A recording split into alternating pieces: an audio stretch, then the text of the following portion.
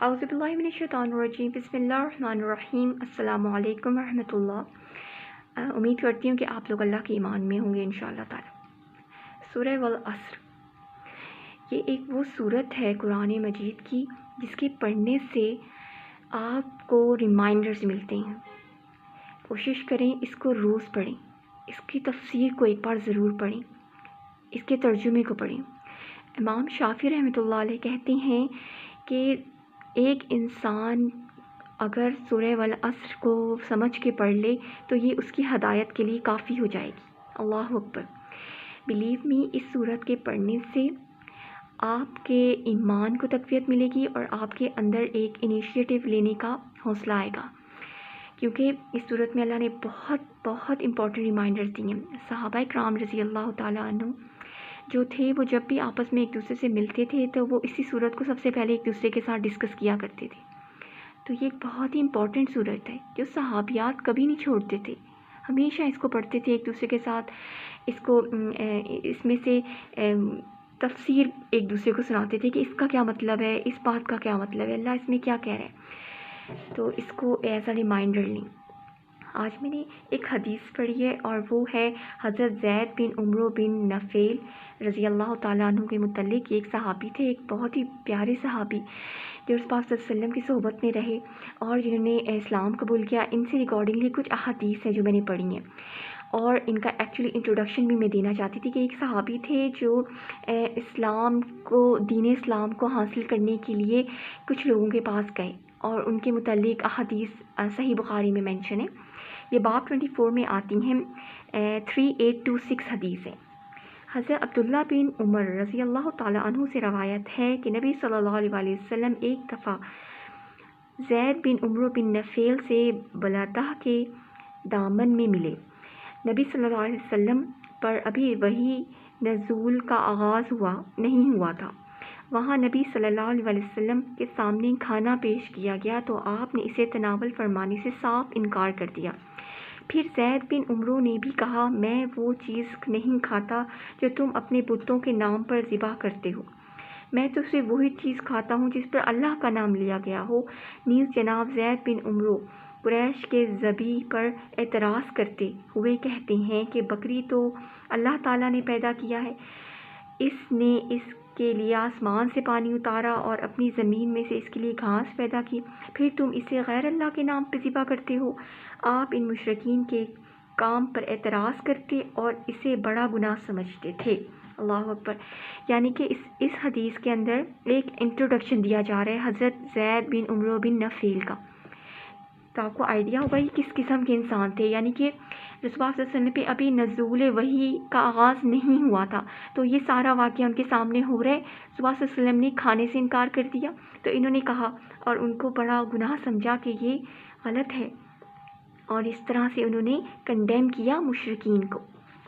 اب اس کے آگے ہے 3827 حدیث ہے۔ حضرت عبداللہ بن عمر رضی اللہ تعالیٰ عنہ ہی سے روایت ہے کہ زید بن عمرو بن نفیل شام کی طرف گئے اور وہ دین حق کی تلاش میں تھے کہ وہ اسے عمل میں لائیں۔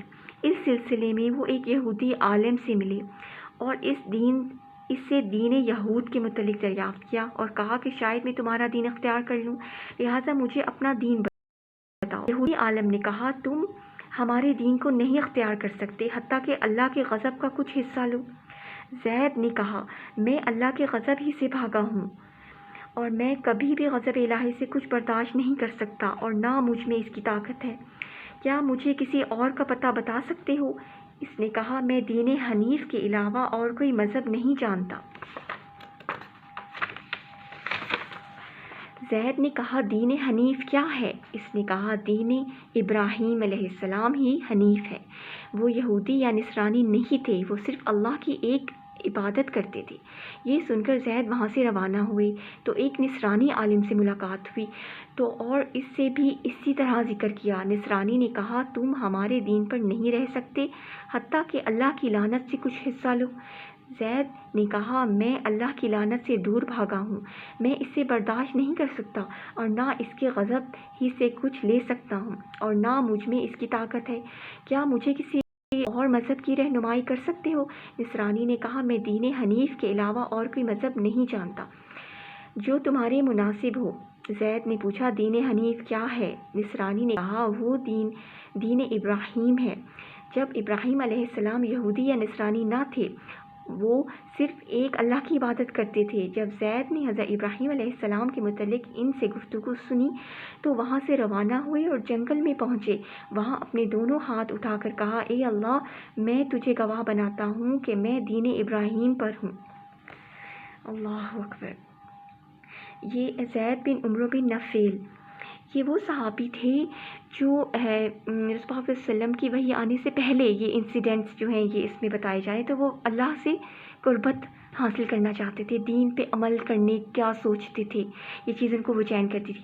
جب قریش کے لوگ مکہ میں لڑکیوں کو زندہ دفن کر دیتے تھے، جو یہودی نصرانی تھے اور جو بہت ہی بگڑے ہوئے لوگ تھے، وہ صرف اس ڈر سے کرتے تھے کہ ان کا خرچہ کون اٹھائے گا اور یہ ہم سب کیسے ہم ان کا برڈن کر سکتے ہیں برداشت، اور ان کو یہ پتہ نہیں تھا کہ رازق تو اللہ ہے، یہ اللہ ہے جو رازق ہے، ہم کون پالنے، ان کو اس بات کا علم ہی نہیں تھا۔ تو یہ جو تھے صحابی جو تھے زید بن عمرو بن نفیل، تو یہ کعبہ میں وہاں پہ لوگوں کو مکہ میں اور قریش کے لوگوں کو کہتے تھے کہ ایسے مت کرو، یہ لڑکیاں تو مجھے دے دو، ان کا میں کفیل بن جاؤں گا، اور پھر ان کی کفالت لے لیا کرتے تھے، اور پھر ان کو جب وہ بالغ ہو جاتی تھیں اور جب ان کو پال پوس کے وہ اللہ کے حکم سے بڑا کر دیتے تھے تو پھر وہ کہتے تھے کہ تم اگر ان کو لینا چاہتے ہو تو پھر تم لے لو، اور جہاں چاہتے ہو ان کی شادی کرنا وہ بھی کرا دو، یعنی کہ ان کی کفالت کرتے تھے اور ان کو پال پوس کے اللہ کے حکم سے بڑا کرتے۔ یہ وہ صحابی تھے۔ تو آئی ہوپ ان صحابی نے آپ کو کیا ہوگا۔ اور اس میں ایک اور چیز کا ذکر کیا گیا، حضرت ابراہیم علیہ السلام، حضرت ابراہیم علیہ السلام کا دین حنیف ہے، یعنی وہ ایک اللہ کی عبادت کرتے تھے۔ حضرت ابراہیم علیہ السلام بہت ہی نرم دل اور بہت ہی اللہ کے محبوب نبی تھے، اللہ کے بہت پیارے نبی تھے، اللہ نے ان کو خلیل اللہ کا لقب دیا تھا اللہ نے۔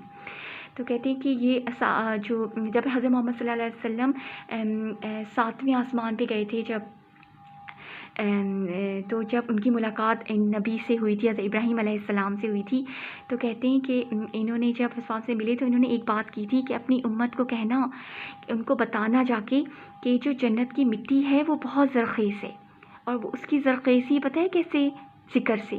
تو اپنی امت سے جا کے کہو کہ ذکر الہی کیا کریں زیادہ زیادہ، کہ ان کے ذکر کرنے سے جنت میں ہریالی پودے اگیں گے، اور وہ وہاں کی مٹی بہت زرخیز ہے، وہ فوراً پودے اگاتی ہے ذکر سے۔